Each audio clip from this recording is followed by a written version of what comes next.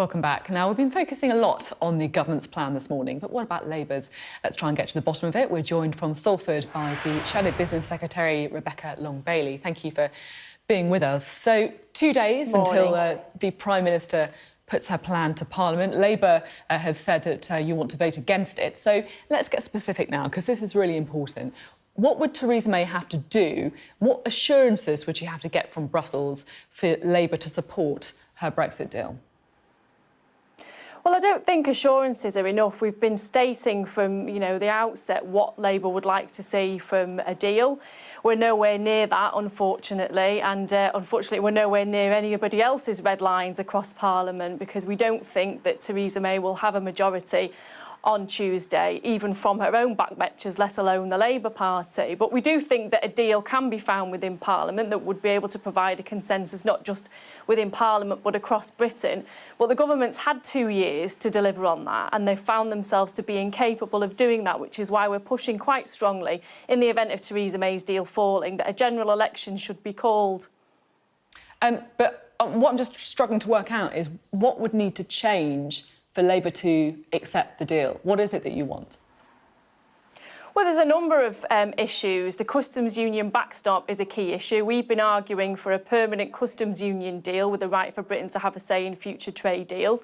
What we have on the table is nowhere near that. It provides for a customs arrangement for Britain. It's a completely different arrangement for Northern Ireland, and doesn't provide any certainty whatsoever about what our future customs arrangements are going to be, let alone what our overall agreement with the EU is going to be. The political declaration itself is extremely ambiguous. It's deficient in a number of areas: workers' rights, security, our future trading relationship. And I'm afraid after 2 years that simply isn't good enough. We've been stating that we want a deal that provides us with a strong single market relationship. We want to have strong collaboration with the EU, and we want a floor under existing rights and protections. But not just that, we expect the UK government to keep up with improvements in labour law, with health and safety and environmental rights.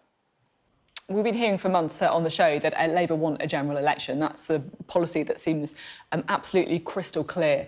So when are you going to call a confidence motion in the government? Will it be this week if Theresa May loses that vote?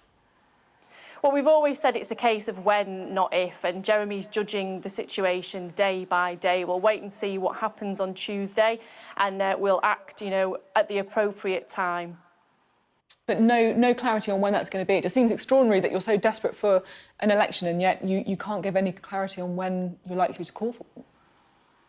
Well, of course, the odds of us tabling a vote of no confidence increase dramatically in the event that Theresa May's deal falls. But ultimately, the decision rests with Jeremy, and it's up to him to determine when we do, put forward that vote of no confidence. But it's certainly a case of when, not if.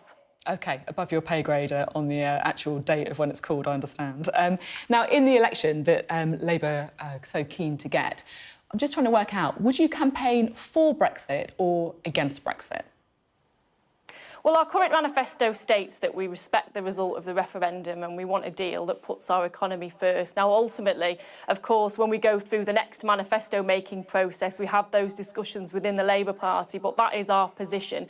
At conference, we agreed a wide-ranging policy that stated that we wanted to have a general election in the event that Theresa May's deal fell, and that was to avoid a no-deal impasse, but also to ensure that we could put forward our deal that would provide a consensus across Parliament. But in the event that all of that failed, we wanted to keep all options on the table because it's critical to avoid a no-deal situation.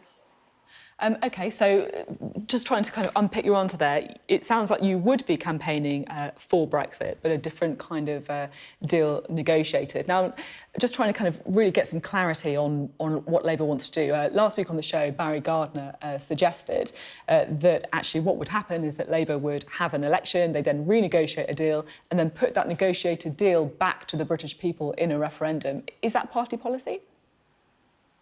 That's not official party policy at this stage. I mean, the policy that we agreed at conference was to call a general election, try to secure the best deal that we possibly can, and in the event that that's not possible or there are any other issues, we had all options on the table. And the specifics of the policy that would go into our manifesto, we're a democratic party, that would be discussed at the appropriate time when we were putting together the manifesto. But, to be as clear as I possibly can, we've always said that we respected the result of the referendum. We've always said that we wanted to secure a good deal for Britain.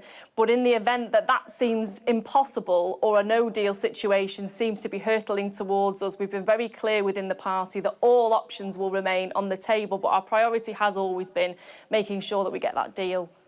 OK. Now, this week we saw some pretty horrific images, really, of MPs being surrounded by protesters, being labelled Nazis, being shouted at. Anna Soubry, the Conservative MP, has given an interview in the last week where she says that she won't even stand close to the edge of the platform on the London Underground because she's worried about people pushing her into the path of the train. Is it frightening being an MP at the minute? Well, I mean, certainly, in light of what happened to my colleague, Jo Cox, a few years ago, I think it's brought home the reality of the risks that are involved to members of political parties, but also other leading public figures. And it's, you know, it's not acceptable to be living under that threat of fear. But equally, you expect to be held to account as a politician. You expect your constituents to tell you what they feel. You expect to be, you know, held to account for your own actions as well, but not in a way that makes you feel intimidated or frightened. OK. Rebecca Long-Bailey, thank you very much for being on the programme today. Thanks very much.